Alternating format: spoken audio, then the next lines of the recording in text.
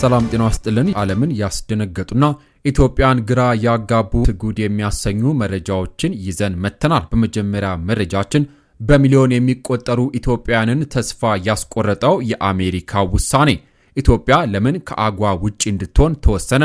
11000 ዜጎች ከስራ መፈናቀላቸውስ መጨረሻው የት ነው? ዝርዝሩን ይዘናል። በማስከተል በሳቅና በድንጋጤ የታጀበው የደቡብ ሱዳን ጉድ፣ ፕሬዝዳንት ሳልቫኪር ለሞተ ሰው ሹመት ሰጡ። የሟች ቤተሰቦች የጠየቁት አስገራሚ ካሳ ምንድነው? እንመለከተዋለን። በመቀጠል በአዲስ አበባ የታወጀው አዲሱ ክልከላ፣ ፕላስቲክ ቄጤማ መጠቀም አይቻልም፣ ሰርጉም ሆነ መልሱ ላይ ምን ልንጠቀም ነው? የብዙዎቹ ጥያቄ ነው። በመጨረሻ መዓዛ ጥበባት ዲያቆን ዳንኤል ክብረት የኢቢሲ ቦርድ ሰብሳቢ ሆነው ሹመትን አግኝቷል። እነዚህን ሁሉ አስገራሚ መረጃዎች በዝርዝር ይዘን ቀርበናል። በሰዓታት ልዩነት አዳዲስ መረጃ እንዲደርሶ የዩቲዩብ ቻናሌን ሰብስክራይብ ማድረግ፣ የደውል ምልክቷን መጫን፣ ቪዲዮን ላይክ ማድረጉን አዘንጉ። እስከ ቪዲዮ ፍጻሜ አብራችሁን ቆዩ። መረጃውን አድምጡ፣ አብረን እንከታተለው። ክቡራን አድማጮች፣ በቅድሚያም የአሜሪካው ፕሬዝዳንት ዶናልድ ትራምፕ ከሳራ በታች ያሉ የአፍሪካ ሀገራት ምርቶቻቸውን ያለ ቀረጥ ወደ አሜሪካ ገበያ እንዲያስገቡ የሚፈቅደውን የአጓ ስምምነት እስከ ታህሳስ 10 ቀን 2019 ዓ.ም ድረስ እንዲራዘም የሚደነግገውን ሕግ ማክሰኞ ጥር 26 ቀን 2018 ዓ.ም ፈርመዋል።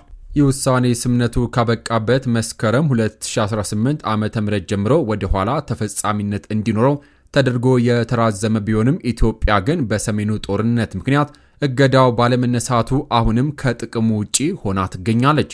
ምንም እንኳን የኢትዮጵያ መንግስት ወደ ስምምነቱ ለመመለስ ከፍተኛ ዲፕሎማሲያዊ ጥረቶችን እያደረገ ቢሆንም የአሜሪካ የንግድ ተወካይ ታህሳስ 2018 ዓ.ም ባወጣው መመሪያ ኢትዮጵያ በታገዱ ሀገራት ዝርዝር ውስጥ እንድትቀጥል ወስኗል። ኢትዮጵያ በሰብአዊ መብት ጥሰት ምክንያት ከፈረንጆቹ ጥር 2022 ጀምሮ ከስምምነቱ መታገዷ በሀገሪቱ ኤክስፖርት ዘርፍ ላይ ከፍተኛ ጉዳት ማድረሱም ይታወቃል።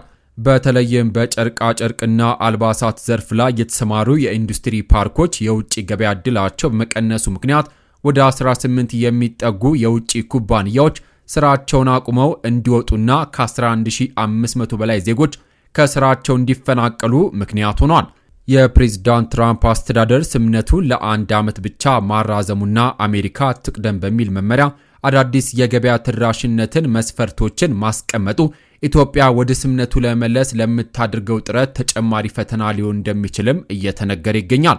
እንደ አዲሱ መመሪያ አፍሪካውያን ሀገራት ለምርቶቻቸው ቀረጥ ነጻ ዕድል ማግኘታቸውን እንዲቀጥሉ የአሜሪካ የንግድ ድርጅት ገበሬዎችና አርቢዎች ወደ አፍሪካ ገበያ ሰፊና ያልተገደበ ተደራሽነት እንዲኖራቸው ይጠብቃል። የአሜሪካ የንግድ ተወካይ ጂምሰን ግሪዲ እንደገለጹት የ21ኛው ክፍለ ዘመን የአጓ ስምምነት ከአፍሪካ የንግድ አጋሮች የበለጠ ነገር የሚጠይቅና ለአሜሪካ ቢዝነስ ዘርፍም የላቀ ገበያ ዕድል የሚያስገኝ መሆን አለበት ብለዋል። በዚህ መሰረት አፍሪካውያን የአሜሪካ ምርቶች ወደ አገራቸው እንዳይገቡ የጣሏቸውን ማናቸውንም የንግድ እንቅፋቶች እንዲያነሱ ይገደዳሉ።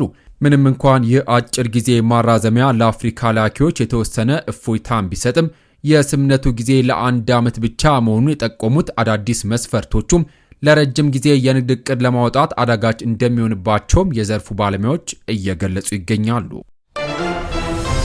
በሌላ ዜና ለሞተ ሰው የተሰጠው ሹመት መነጋገሪያ ሆነ። የደቡብ ሱዳን ፕሬዝዳንት ሳልቫኪር ለሞተ ሰው የሰጡት ሹመት እጅግ መነጋገሪያ እየሆነ ይገኛል። በደቡብ ሱዳን ፖለቲካ ውስጥ አስገራሚ ክስተት ተከስቷል። ፕሬዝዳንት ሳልቫኪር መጪውን አስገራሚ ምርጫ የሚያዘጋጅ ኮሚቴ ሲያዋቅሩ በስህተት ከ5 ዓመታት በፊት የሞተ ሰውን መሾማቸው መነጋገሪያ ሆኗል።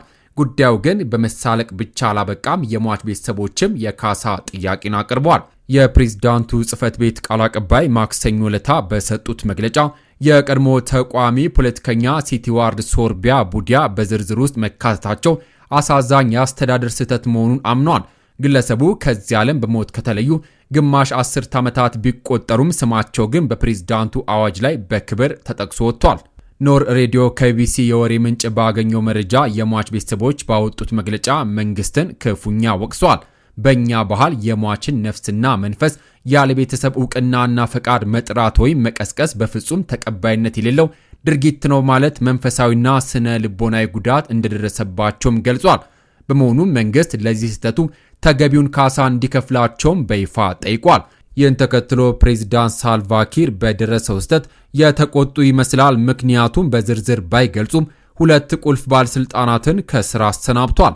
ከኃላፊነታቸው የተነሱት ባለስልጣናት የፕሬዝዳንቱ የፕሬስ ሴክሬታሪ ዴቪድ ኡመር ማጆርና በፕሬዝዳንት ጽህፈት ቤት ሚኒስቴር ዋና አስተዳዳሪ የሆኑት ቫላንቲኖ ዴል ሙሉዌት ናቸው። ዘገባው የኑር ሬዲዮ ነው። በሌላ መረጃ የህዝብ ተወካዮች ምክር ቤት ዛሬ ባካሄደው መደበኛ ስብሰባው የጠቅላይ ሚኒስትር ዶክተር አብይ አህመድ የማህበራዊ ጉዳዮች አማካሪ ሚኒስትር የሆኑትን መዓዛ ጥበባት ዲያቆን ዳንኤል ክብረትን የኢትዮጵያ ብሮድካስቲንግ ኮርፖሬሽን ኢቢሲ የሥራ አመራር ቦርድ ሰብሳቢ አድርጎ መሾሙ ተገለጸ። ምክር ቤቱ ከሰብሳቢው ሹመት በተጨማሪም ለኮርፖሬሽኑ የሥራ አመራር ቦርድ አባልነት የቀረቡ 9 እጩዎችን ሹመት መርምሮና በአብላጫ ድምፅ ማጽደቁ ኢቢሲ ዘግቧል።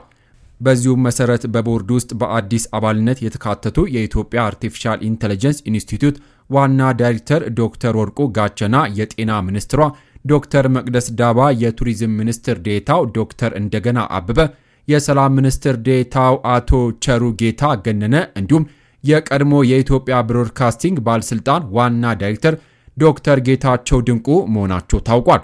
ቀደም ሲል በቦርዱ አባልነት ሲያገለግሉ የነበሩት የውጭ ጉዳይ ኢንስቲትዩት ዋና ዳይሬክተር አቶ ጃፋር በድሩ፣ የአብን ፓርቲ አመራር የሆኑት አቶ የሱፍ ኢብራሂምና ከብልጽግና ፓርቲ የተወከሉት ዶክተር አብዱልዋሳ አብዱላሂ ደግሞ በነበሩበት አባልነት እንዲቀጥሉ በምክር ቤቱ ተወስኗል። ምክር ቤቱ ከሚዲያ ተቋም የቦርድ አባላት ሹመት በተጨማሪም በፍትህ ዘርፉ ላይ ቁልፍ የሆኑ የዳኝነት ሹመቶችን አጽድቋል። በዚህም አቶ ሉል ካሳዬ ወልዱና አቶ ምትኩ ማዳ ድል ነሳው የፌዴራል ከፍተኛ ፍርድ ቤት ምክትል ፕሬዝዳንት ሆነው እንዲያገለግሉ የተሰየሙ ሲሆን የፌዴራል መጀመሪያ ደረጃ ፍርድ ቤት ዳኞችን ሹመትን መርምሮም አጽድቋል።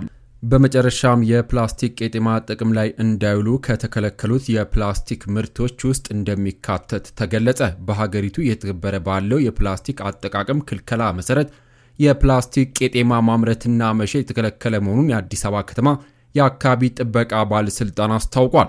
የባለስልጣኑ ዋና ስራ አስኪያጅ አቶ ዲዳ ድሪባ በተፈጥሯዊ ሳር ወይም ደግሞ ቄጤማ ምትክ እየቀረበ ያለው የፕላስቲክ ምርት በአካባቢና በጤና ላይ ከፍተኛ ብክለት እያስከተለ በመሆኑ ለመጠቀም ከተከለከሉት የፕላስቲክ ምርቶች ውስጥ እንደሚመደብ አብራርተዋል። ምርቱ አንድ ጊዜ ጥቅም ላይ ከዋለ በኋላ መልሶ ጥቅም ላይ ለመዋል ወይም ደግሞ ሪሳይክል የማይመች በመሆኑ በቀጥታ አካባቢን ይበክላል ያሉት ኃላፊው ምርቱ በአገር ውስጥ የሚመረት ከሆነ እንዲቆም፣ ከውጭ የሚገባ ከሆነም ሊታገድ እንደሚገባም አስገንዝበዋል። በተጨማሪም እኛ የምናውቀውና የለመድነው ሕይወት ያለውን አረንጓዴ ተፈጥሮ ቄጤማ እንጂ ፕላስቲክ አይደለም ብለዋል። ስራ አስኪያጁ አቶ ዲዳ ማብራሪያቸውን ሲቀጥሉ በክልከላው የተካተቱ ሁሉም ለአንድ ጊዜ አገልግሎት የሚውሉ የፕላስቲክ ምርቶች መሆናቸውን ጠቅሶ የምርቱ ውፍረትና መሰል መመዘኛዎች ከግምት ውስጥ እንደሚገቡ ተገልጿል። የከለከልናቸው ዋና መስፈርት ምርቱ መልሶ ጥቅም ላይ የመዋል እድሉና ለአካባቢ በመበከል የሚኖረው አስተዋጽኦ ነው ተብሏል። ፋብሪካዎች የማምረቻ ማሽኖቻቸውን በማዘመን ለአካባቢ ተስማሚ ወደሆኑ ምርቶች እንዲሸጋገሩ ጥሪ የቀረበ ሲሆን ይህም እንደ ስጋት ሳይሆን እንደ አዲስ የሥራ ዕድል ሊታይ እንደሚገባም ተመላክቷል።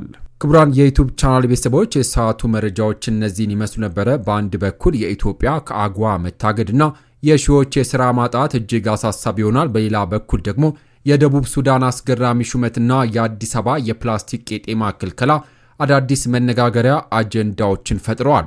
የዳንኤል ክብረት ወደ ኢቢሲ የቦርድ ሰብሳቢነት መምጣትስ በሚዲያ ተቋም ላይ ምን አይነት ለውጥ ያመጣል ብላችሁ ታስባላችሁ? ከነዚህ ዜናዎች ውስጥ ይበልጥ ትኩረት ሊሰጠው የሚገባው የትኛው ነው? አስተያየታችሁን በኮሜንት መስጫው ላይ አስፍሩልን። ቪዲዮን ከወደዳችሁት ላይክ ማድረጋችሁን አትርሱ። በየቀኑ አዳዲስና አጓጊ መረጃዎች እንዲደርሷችሁ ሰብስክራይብ ማድረግ የደወል ምልክቷን ይጫኑ። በሚቀጥለው በሌላ ቪዲዮ እስከምንገናኝ በያልንበት የዓለም ዳርቻ ቸር እንቆይ።